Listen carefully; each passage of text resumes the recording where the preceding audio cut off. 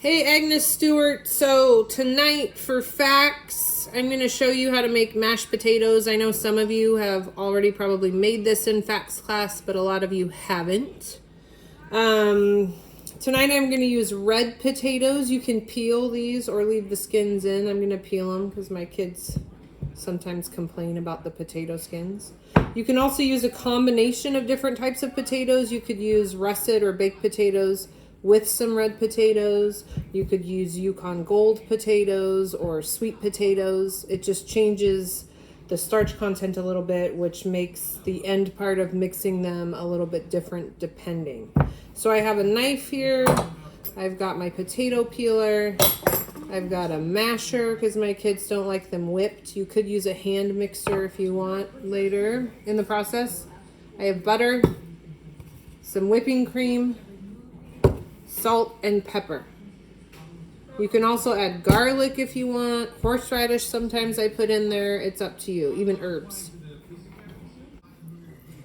Okay, so once you have peeled your potatoes and rinsed them off, I like to have my pot of water ready to go on the stove with hot water. You don't want to leave your potatoes out in the air for very long because they do have a tendency to turn brown or grayish brown. That's due to oxygen reacting with the starch. It's called oxidation. They're still edible. It doesn't make them bad, but they look less appetizing. So I rinse them. I have the pot of water ready because then they won't turn brown. Remember, you want to keep the tip of your knife towards your cutting board.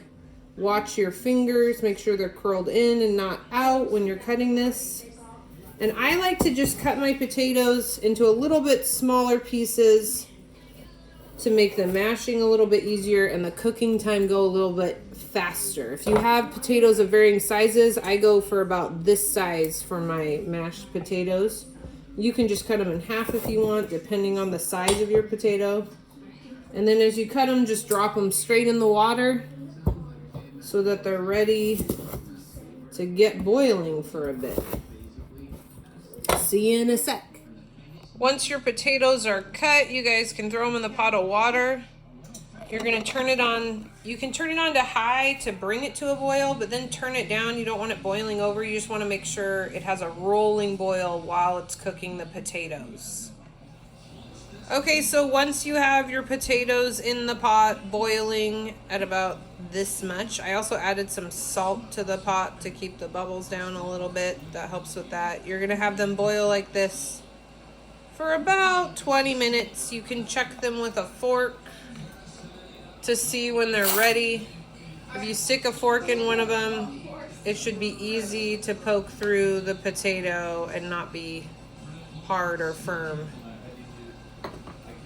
See you in a sec. Okay, so once your potatoes are cooked to the point where you can easily poke a fork through them like that and they kind of break apart a little bit, you're going to use either the lid to your pot. That's a little bit more difficult if you have sensitive hands to heat, or some sort of strainer to strain the water out of the pan. Okay, so my kids like a lot of butter in their potatoes, so I put the chunk of butter in there while they're still hot. I put about 2 cloves of garlic in them tonight. You can do that or not do that. It's up to you. And I'm going to start with about 1/4 cup of cream in there, maybe a little more, maybe 1/3 cup. And I can always add more cream if I don't like the consistency after I mash them. Grind some salt in there. Start with a little, you can always add salt. Grind some pepper in there. Start with a little, you can always add pepper. The next thing you're going to do is either get your hand mixer if you want to make them more like whipped potatoes, or get your masher out and just start mashing those potatoes to get them to the consistency that your family likes.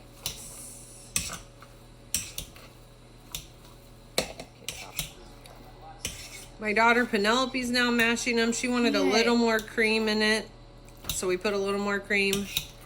And then after you get it to the consistency that you think you like, taste it and see if you need to add any more salt. Of course, she's tasting it with her finger. Only do that at home after you've washed your hands. Do you like it?